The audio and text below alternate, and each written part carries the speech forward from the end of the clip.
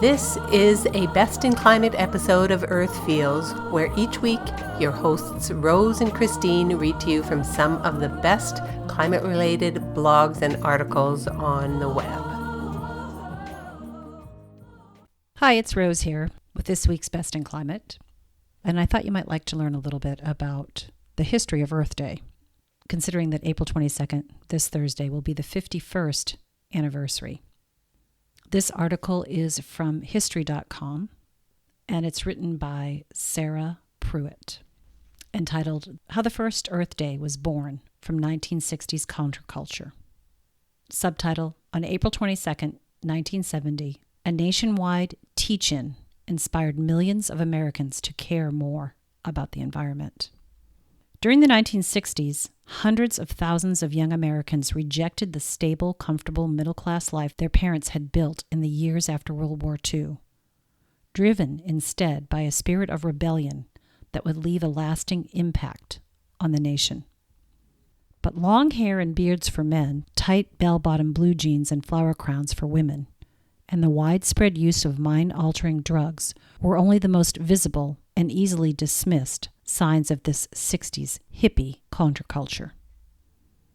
Far more transformative were the radical social and political movements that many of its adherents embraced, including the Civil Rights Movement, the movement to oppose the Vietnam War, and at the tail end of the 60s and the outset of the 70s, the environmental movement.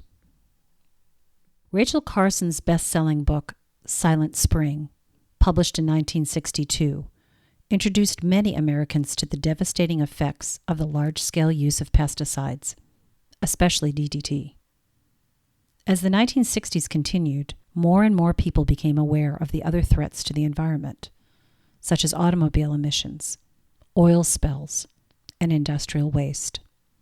By 1967, the federal government had passed the first Clean Air Act, the first federal emissions standards, and the first list of endangered species, including the bald eagle, America's national symbol. These laws were a start, but they did not go far enough to address the serious environmental problems facing the nation. In January 1969, the Union Oil well in Santa Barbara, California, spilled more than 200,000 gallons of oil into the Pacific Ocean over 11 days. That June, oil and chemicals floating on the surface of the Cuyahoga River in Ohio burst into flames. Images of such disasters, broadcast across the country, helped fuel a growing outrage over the state of the environment, especially among young radicals. Drawing inspiration from the anti-war movement. Despite this growing consensus, environmental activists hadn't yet come together as a true movement by the end of the 1960s, as civil rights and anti-war activists had. This lack of momentum had long frustrated Gaylord Nelson, a Democratic senator and former governor of Wisconsin from 1959 to 1963, who was one of Congress's most passionate environmentalists. During his years in the Senate, Nelson had also backed civil rights legislation and voted against appropriating funds for the war in Vietnam. In August 1969, Nelson traveled to California, where he spoke at a water conference and visited the scene of the Santa Barbara oil spill.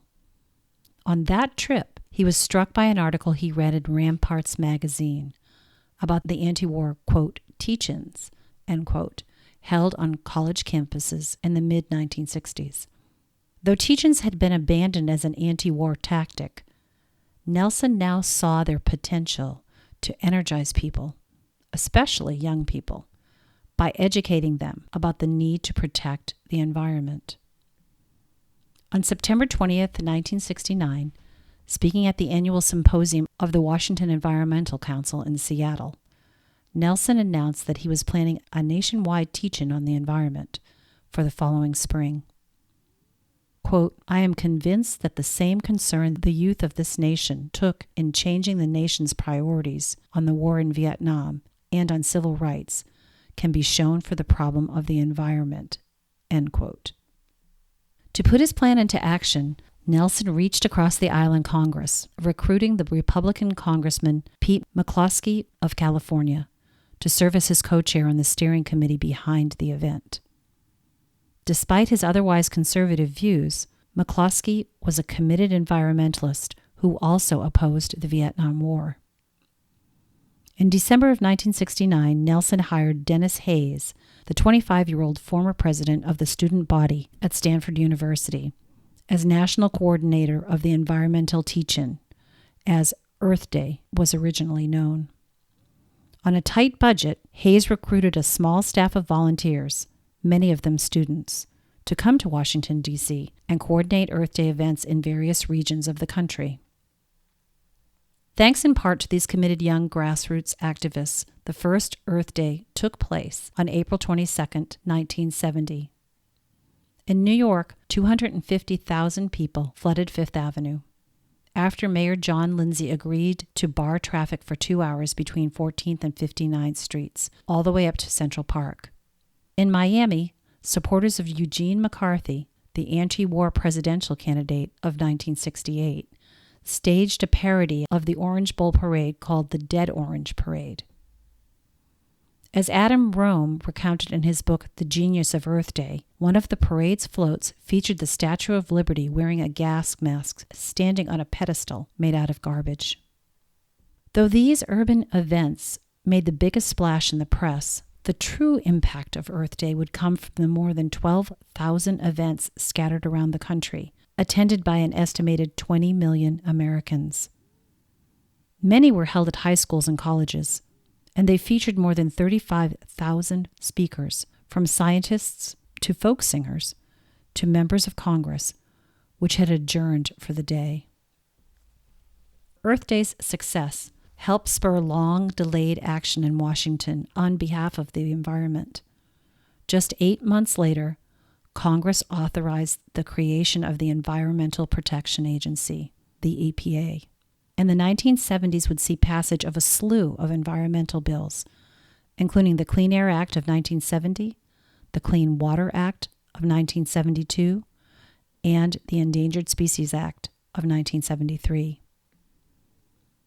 At the same time, colleges across the country established environmental studies programs, aiming to harness the wave of youthful energy for the future.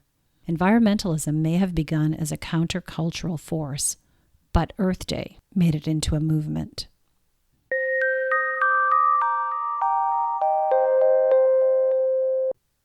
So there you have it. Sarah Pruitt is a writer and editor based in Seacoast, New Hampshire.